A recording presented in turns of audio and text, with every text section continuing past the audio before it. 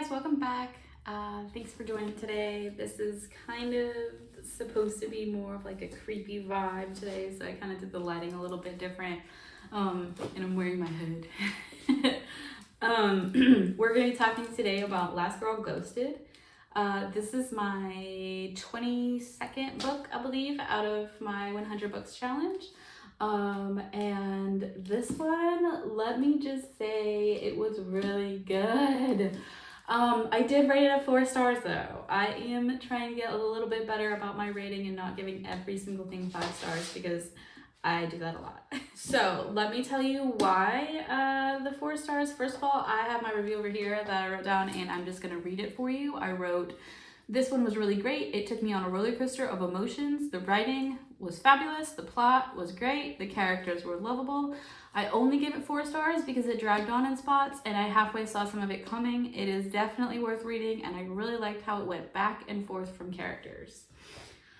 Okay, so the reason I gave it 4 stars was, yes, it was kind of slow in a lot of different parts. There was like a lot that I felt like it really didn't necessarily need. This is a kind of long book. It is 394 pages, so it's almost 400 pages. And the writing is pretty small. So it did take me a little bit of time to read this one. Let me see if it tells me. Yeah, I'm looking at my Goodreads. So I started it on March the 7th and I finished it on March the 15th. So it took me a little over a week to read this one. Granted, I was reading like 3 other books along with this, which is what I kind of do a lot of the times. I usually don't just like sit and read one book for a couple of days and then I switch. I usually actually read this one with the X-Hex. I read them both like back and forth, and I tried to keep like the same page count on each one because I wanted to finish them both kind of around the same time. So yeah, so that's why it took me a little bit longer to read this, but also it was kind of a longer book, and like I said, it did drag on in parts, and like I kind of saw the ending coming, but kind of didn't, but kind of did. I kind of saw a lot of things coming in this book, but I guess with like a book like this, it's kind of hard not to see it coming. Also, I read a lot of thriller books like this, so they kind of end up taking the same path a lot, which is kind of annoying, but hard to really tell the same type of story in a different way completely. So anyway, negativeness aside, this was a fantastic book and I really did enjoy it, and I found myself like really excited to go pick it back up. Once I got through those beginning like kind of boring pieces, I was like, I have to finish this. I want to pick this up. Yes.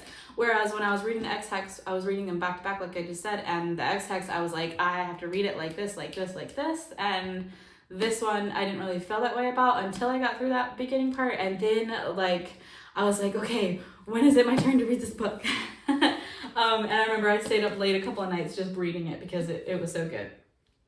Also, it kind of sucked me in. Like I remember just sitting there reading it and being like completely sucked into the book and feeling like I was like in another world kind of thing. So I really like that too. And I've actually not heard of this author before, Lisa Unger. I don't know if she's written other books, but I think I'm gonna look that up and see. And then let me just give you a brief kind of synopsis of this without giving anything away. Okay, so basically the main character goes on a date from like Tinder type of thing, and she really likes him, and then all of a sudden he kind of disappears and she's like freaking out and doesn't understand why. And then throughout, I'm sorry, I'm just trying to think of a way to tell you this without giving anything away, but like throughout the book, she kind of goes on like this wild goose chase type of thing, and I'm not going to say what it was for exactly because it was for kind of a couple different things.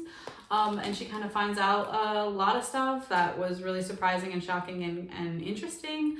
And then at the end of the book, probably the last like 100 pages, it's like extremely fast paced and high energy and like can't put it down, need to read the whole thing in one sitting to figure out what happens. Kind of thing. So yeah, that's probably the briefest synopsis I can give you without giving anything away.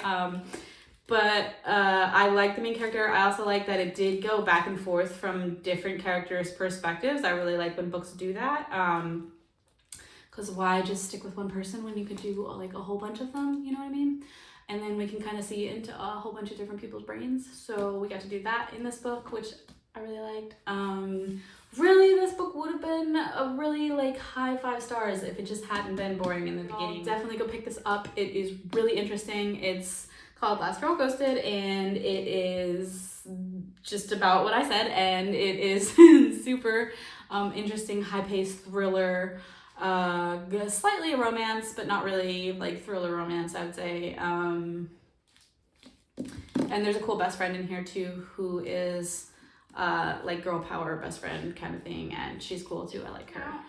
That's about it for my review, and I do post every single day on Instagram if you would like to see more content from me.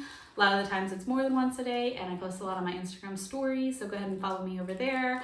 All my links are below. So I post a weekly video here every Friday, so make sure you are subscribed and have your notification bell turned on so you can see all my new videos, because I am putting out a lot of content lately, and a lot of the times I post more than once a week, sometimes 2 or 3 times. So make sure you keep an eye out for all my new videos, and please give this video a thumbs up if you liked it. And thanks for hanging out with me, and I hope I will see you in my next video.